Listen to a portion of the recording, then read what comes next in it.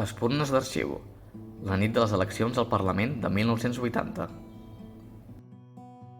El 20 de març de 1980 van tenir lloc les primeres eleccions al Parlament de Catalunya després de la mort del dictador i la restitució de les institucions nacionals. Aquella nit electoral, però, va ser diferent a totes.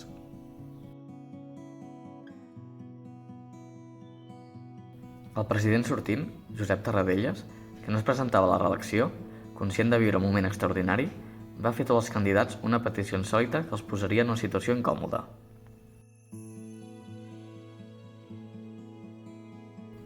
El president Tarradellas volia viure al Palau de la Generalitat amb tots ells a les primeres hores del recompte, i així va ser. La nit va acabar de manera inesperada, però amb la victòria de Jordi Pujol.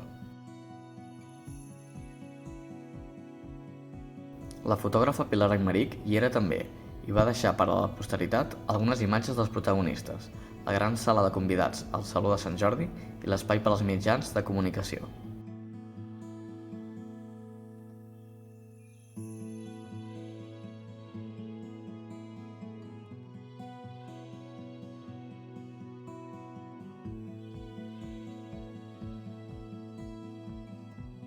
Entrada la nit, la fotògrafa es va desplaçar fins a la seu de la coalició guanyadora en aquells primers comicis, Convergència i Unió.